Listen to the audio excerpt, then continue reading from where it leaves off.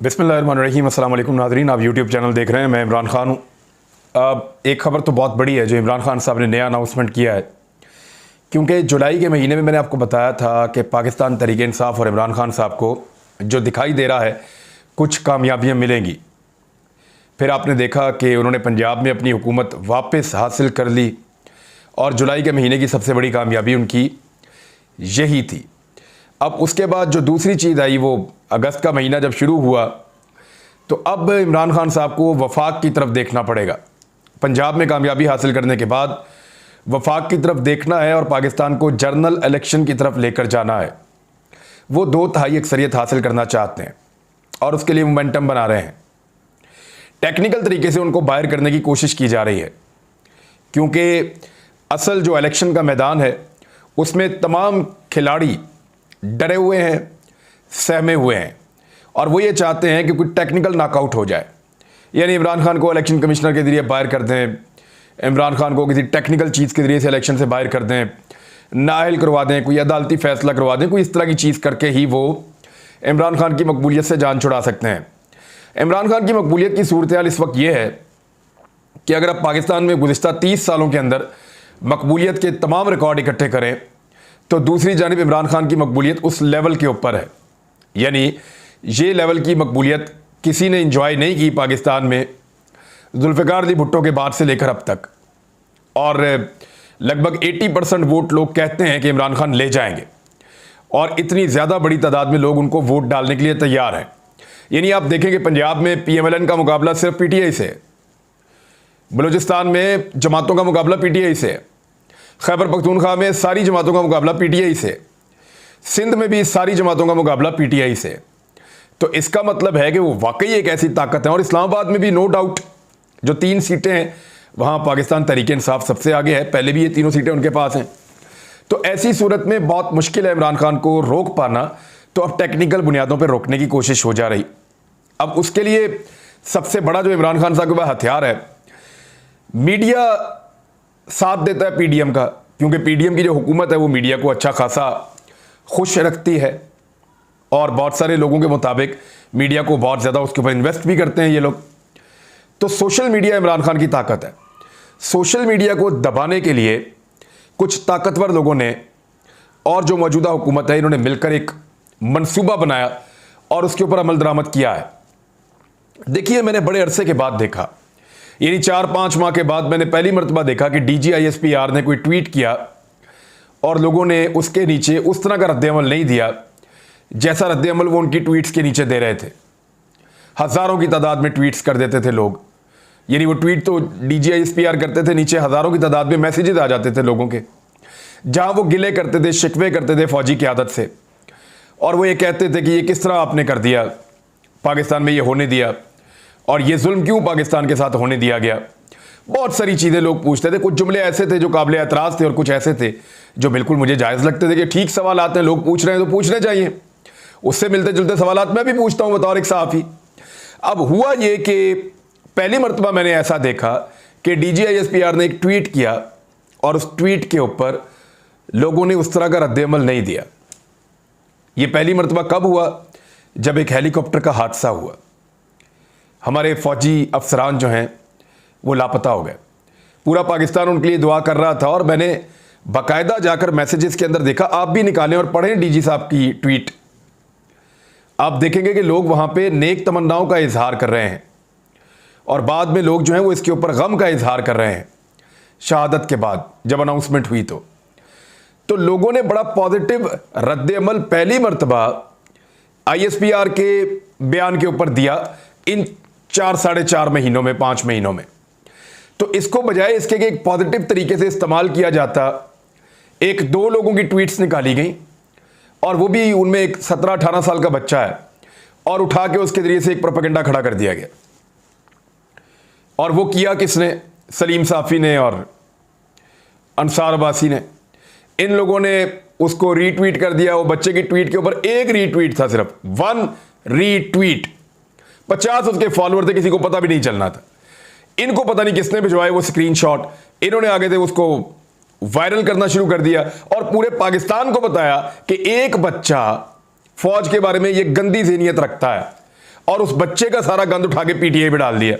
अब पीटीआई के करोड़ों फॉलोअर्स हैं और नौजवानों की तादाद बहुत ज़्यादा है। उनमें अगर कोई भी एक गलती करता है तो आप उसका जिम्मा तो नहीं दे सकते उस जमात को। पीएमएलएन के 70-70 हज़ार 50-50 हज़ार फॉलोअर वाले लोग फौज को क्या गालियां दे रहे हैं, ज़रा वो भी आप देखें। अब पाकिस्तान तहरीक इंसाफ ने तंग आकर जब आप किसी को दीवार के साथ लगाते हैं, यानी ये मौका हमारे इदारों ने ज़ाया किया कि जब लोग पूरी ताकत के साथ उनके साथ खड़े थे और इजहार यकजहती कर रहे थे एक हादसे के बाद, तो बजाय इसके कि लोगों को गले से लगाते और इस चीज़ का फ़ायदा उठाते कि जो दूरियां पैदा हो गई उनको ख़त्म किया जाए, इस हुकूमत ने एक साजिश के तहत इस मामले को इतना फैलाया और इतना गुस्सा इसके ऊपर बढ़ाया और टेम्परामेंट को वहां ले गई मीडिया को इस्तेमाल करते हुए कि अब जो है वो एक नया दीवार के साथ एक पार्टी को लगाया गया और वो दीवार से लगने के बजाय उन्होंने अब एक काउंटर ओपिनियन देना शुरू कर दिया है। उसमें वो निकाल के दिखा रहे हैं कि जनाब ये पीएमएलएन ने कहा, ये पीएमएलएन ने कहा, ये पीएमएलएन ने कहा, ये मरियम फॉलो करती है, ये फलां फॉलो करता है, ये सब मिलके देखें ये क्या हो रहा है। बल्कि उन्होंने एक वीडियो भी जारी कर दी है, वो वीडियो भी आप जाकर देखें, आपको पता चलता है। मैंने ट्वीट भी इसको रीट्वीट किया एक जगह पे कि और कर लें आप प्रोपेगेंडा। आप ये इस हुकूमत का किया दड़ा है जो उस इदारे के सामने आ गया जो नहीं आना चाहिए था। इस हुकूमत ने गलत पोर्ट्रे किया सारा मामले को और मेरे पास ये कानूनी हक मौजूद है, मैं उस बच्चे को अदालत ले जा सकता हूं और उन तमाम टीवी चैनल्स को भी नोटिस कर सकता हूं जिन्होंने मेरे खिलाफ ये प्रोपेगेंडा किया है कि मुझे देखने के बाद उन्होंने ये सारा कुछ किया है। उस बच्चे ने, यानी उस बच्चे ने ये बयान दिया, उसको मैं अदालत ले जाता हूं, बताओ अभी मैंने कौन सी ऐसी बात की है जिसके ऊपर तुमने ये किया है। तो क्या जवाब देगा अदालत के अंदर, क्या जवाब देगा? यही कहेगा ना दबाव के अंदर आके मैंने ये स्टेटमेंट दिया था, और क्या कह सकता है। बहरहाल छोड़ें उसको। अब ये जो शोहदा के मामले के ऊपर जो एक प्रोपेगेंडा शुरू किया गया, मेरे ख्याल में शोहदा और उनके लवाहिकीन को माफ़ रखें, उनको इस गंदी सियासत से बाहर रखें, अपने फैसलों और अपनी पॉलिसीज के नताइज से उनको बाहर रखें। जो किया धड़ा है, जिसका है वो भुगते उसको, लेकिन कम से कम शोहदा को टारगेट ना करें। मेरी ये आप सबसे गुजारिश है, उन मीडिया चैनल से भी है, हुकूमत से भी है और उन ताकतवर लोगों से भी कि खुदा का वास्ता शोहदा को माफ़ करें और उनको इस लड़ाई के अंदर उनके लवाहिकीन की दिलादारी ना की जाए। और मैं जो पॉलिटिकल वर्कर या सोशल मीडिया के लोग इस किस्म की खुराफात करते हैं जैसे उस बच्चे ने की है, उनसे भी मैं कहता हूं कि ये लिमिट और ये रेड लाइन इसको क्रॉस ना करें। फौज हमारी है, इख्तिलाफ एक पॉलिसी का है और वो चंद लोगों से आपका हो सकता है, फौज से नहीं हो सकता।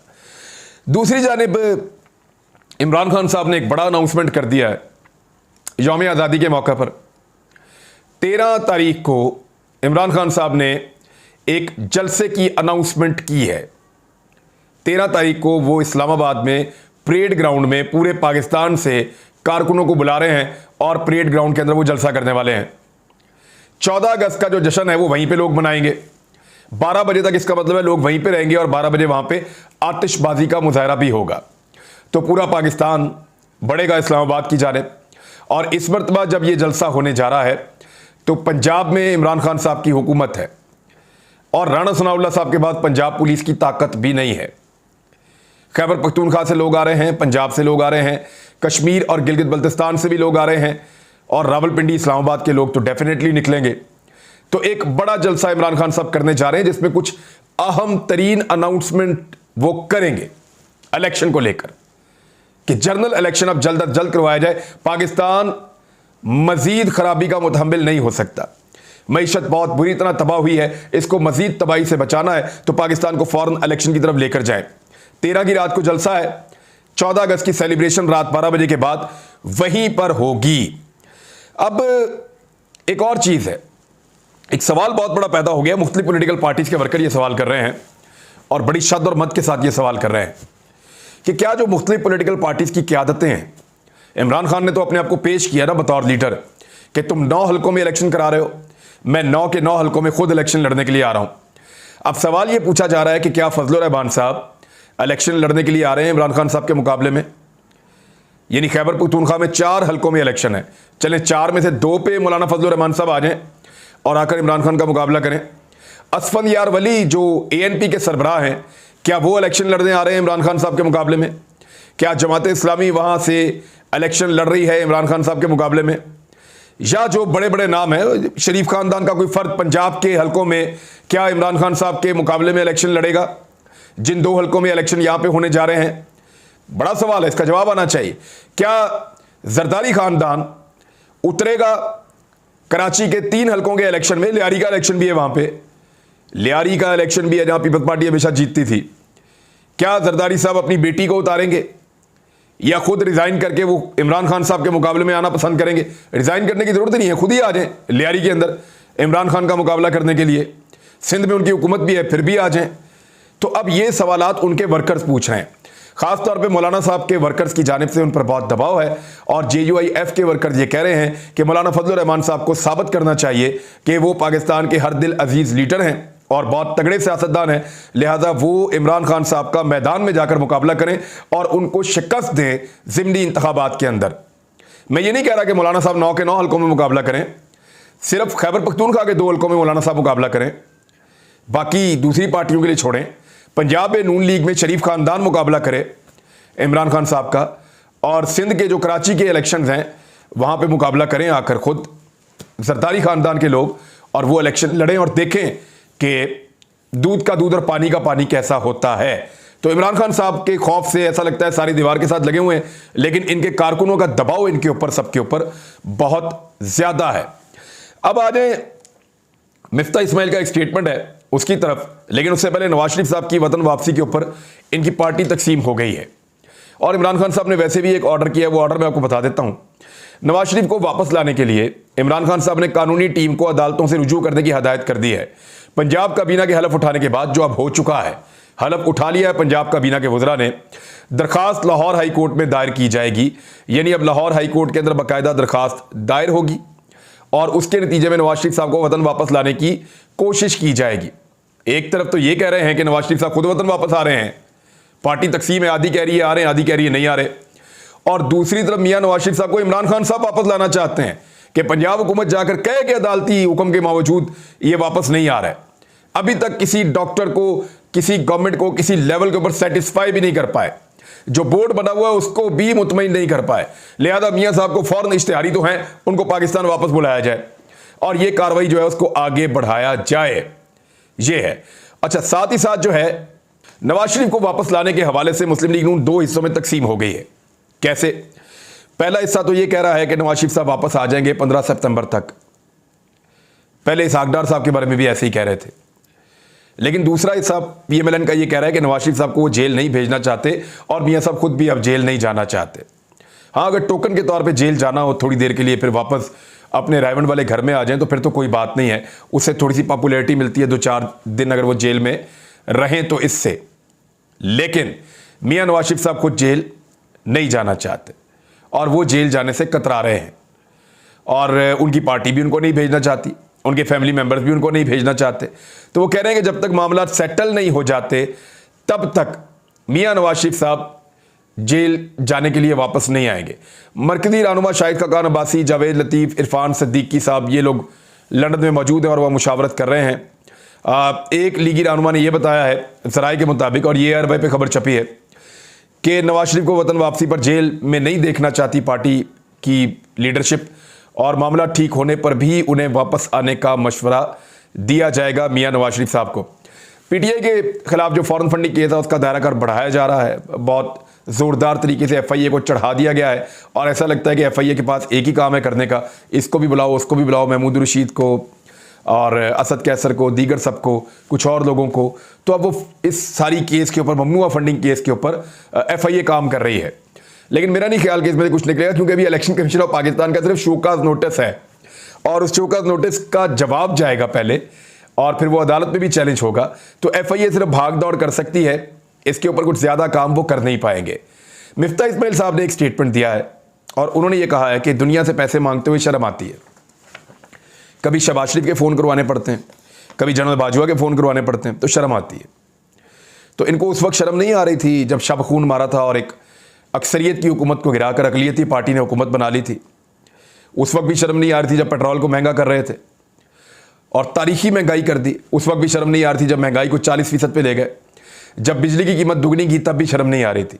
जब गैस की कीमत को 50% तक बढ़ा दिया तब भी शर्म नहीं आ रही थी। उस वक्त भी शर्म नहीं आ रही थी जब ये कहा इनके वज़ीर आज़म ने कि बेगर्स आर नॉट चूज़र्स, के बेकारियों की कोई चॉइस नहीं होती, उनकी अपनी कोई पसंद नहीं होती। उस वक्त भी शर्म नहीं आ रही थी। जब IMF के तमाम शराइत के आगे सरनगू हो गए थे और तमाम शराइत मान ली गई थी, बल्कि अब लेवीज को भी डबल कर दिया गया है, टैक्सेस को, तो उसके ऊपर भी कोई शर्म नहीं आ रही थी। तो अब शर्म आती है पैसे मांगते हुए। एक्चुअली अब ये नाकाम हो चुके हैं, तो नाकामी का एतराफ़ हिस्सों में, किस्तों में इस तरीके से कर रहे हैं। अब तक के लिए इतने, अपना ख्याल रखिएगा, अपने इस चैनल का भी। अल्लाह हाफ़िज़।